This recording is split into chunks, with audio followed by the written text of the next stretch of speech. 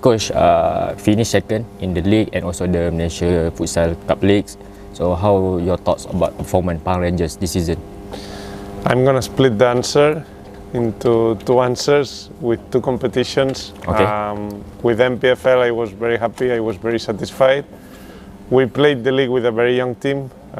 Many of the players that we were using didn't play before in MPFL in 2019. We lost a lot of senior players for the past years. And we played the league away 100% of the games. Like every week we were traveling to KL and we played 14 games in 9 weeks, far from Kuantan. Half of the teams are based in KL. And I think we could be very proud and very happy. We lost only one game, we drew 2 games, and we were fighting for the title almost until the end with a team that was playing at home. So I was happy, I was satisfied. With that being said, I think Selangor, even playing at home, they did amazing. It's very difficult to win 11 or 12 games in a row like they did, even if you play at home. So I think they were the fair champions. I think we did a very good MPFL, but it was just not enough. Then for the cup, I think it's a bit different. I think we were playing home and away. We got back a while from injury and we wanted to win. I'm not gonna lie, I was very disappointed. Everyone was very disappointed. I think we did a good competition, except 20 minutes in the final. I think until halftime in the final, we did amazing. But then the second half of the final, I think the lack of experience, being a young team, in a very tight and game with a lot of pressure, I think we paid that. And they took advantage of our mistakes better than us. That's the reality. The first 20 minutes, I think we were better than them, but we just scored 1 goal.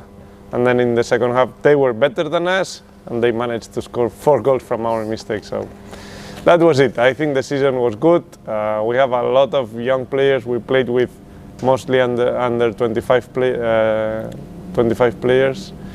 So I think it was a tough experience and a difficult way to learn, because we were close to win a title 2 times. Okay, if I'm not mistaken, the final was tough. Have a fight, right? Both teams. So maybe that affect your motivate and mental your player for the final game. I don't think so. Selangor lost one of their best players in the fight. We also lost a very important player for us. I don't think that made the difference, because after that, as I said during the first half, I think we were better. I think that's just things that happen in finals and important games. Okay, after the outbreak of COVID, that forced the league stop for a while, right? So how do you see the performance from the other teams so far this season? Maybe I think the other team less dangerous before this. You think? You comment? I think it's a good question, because with all COVID situation that has been very long, I think was very difficult for clubs, even for us, to keep alive, to keep training, to keep working, and for the players to keep active. I think it was amazing to see many teams participating in MPFL. I don't think they were less dangerous. I think we had a lot of teams. Never before so many teams played MPFL, and for sure if you have double amount of players playing the league, you will have players with less experience. But no, I think the level from everyone was quite good. If I'm not mistaken, you almost 2 years in Malaysia, right? Almost 2 years. What can be improved in the futsal league for your opinions? Almost 3 years now. Almost already. 3 years, yeah. I think Malaysian futsal need a few things. One of them is a longer league. You cannot have players competing for 2 months in a year. You can have them, but it's impossible to have them ready in an international level. They need to be professional, or you have to try to be professional full-time, or at least be competing for 7-8 months. So with the pre-season, this will be 10 months of active futsal preparation for the clubs and for the players. And I really think Malaysian futsal needs grassroots. You have the fan base, you have the playing base. A lot of people play futsal in Malaysia, a lot of people love futsal, also kids. But there is no league, there is no competition, there is almost no academies, and that's for me maybe the biggest thing that Malaysian futsal should improve. I know the results would come in 10 years maybe. you would start now and things don't happen in 1 or 2 years with grassroots, but you need kids to start playing futsal. When I started playing futsal when I was 4, and I played for 20, 25 years. I never played football. In Spain, we are different players, football than futsal players. I think you need kids to have coaches, to have leagues, and to have futsal training since they are young. For me, that's maybe the biggest thing that Malaysian futsal should improve.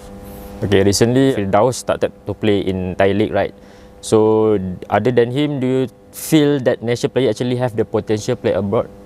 I know some of them already got offers sometimes to go to Indo. That's difficult because foreign leagues have limitation for foreign players, as we do here, and Malaysian level is not higher than our neighbors. You can see Indonesia, Vietnam and Thailand right now, they are far from us. The league and the players and the national team is quite far from us, so it's difficult for them to have opportunities to play abroad. It's nice that Firdaus is there and could go. I wish him the best. I am very sure it's going to be an amazing experience. That would be a very good thing for our players, but I think it's a bit difficult for that to happen. We all know the news right now, JDT wants involve futsal for next year. We do aware about the football JDT is give some impact in the Malaysia League. So how do you see for this situation for JDT want to join the futsal scene? I'm going to give you again 2 answers. One is the positive one that everyone is saying, and the other one people don't want to hear, but I'm going to be honest with you. The good one is a powerhouse come to futsal. I am pretty sure they are going to demand from FAM to be professional and do things better. They are going to invest a lot of money. People will be attracted by the league. They are going to bring names, and they are going to be full-time team, which I think we only have 2. In Malaysia, we will have 3. I think in the short term, it's going to be a very good thing.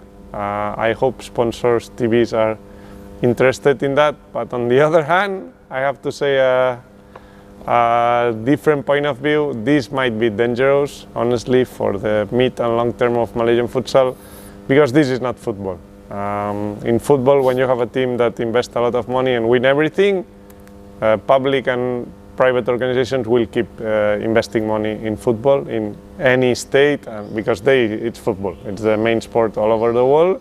So there is always going to be money, and teams are always going to try, even if there is a team that wins everything. Futsal is a small sport, and that's dangerous. We have a lot of examples in the world that in a small sport, when there is one team that wins everything, the other team just give up. I think for the next 2 years it's going to be good. I hope Selangor, Pahang Rangers, Todd United, Negeri Sembilan fights, but if they are as good and as big as they are in football and they win everything, I think that's a dangerous thing, because other clubs might lose interest, and then the league might lose attraction, because it might be too big gap between the teams, and we cannot forget that this is not football, and our reality when someone invests a lot of money is because they want to win. In football, no. In football there is a lot of money for everyone, but in futsal, when somebody invests a lot, is because they want to win. In futsal, I don't see clubs investing a lot of money and not winning, and keep investing for the long term in a sustainable way. So yes and no. Okay, for right now, the national team been go through a bad season for this year. So some fans saying that we need to restructure for this national team.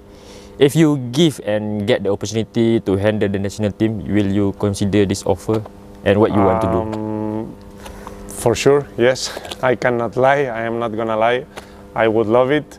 I think after 3 years, I know Malaysian futsal quite well.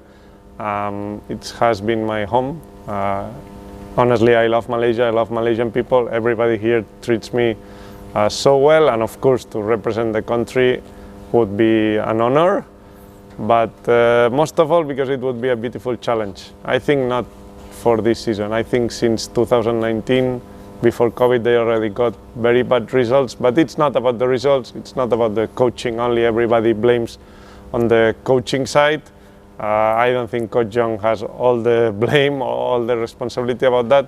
But I think the organization and the technical director is also responsible for that, because I think the biggest thing that we need to see is our players improving. We don't have grassroots, as I said, we have a very short league and we don't have full-time players. If you have that and you work in the futsal scene in the country, then you will have the national team to improve. It's not magic, you cannot change the coach and after 2 weeks the national team will improve automatically. I think the structure and the change has to be quite deep and serious in many ways, in many directions, and then hopefully with a bit of time we will have better results as Malaysia already had before.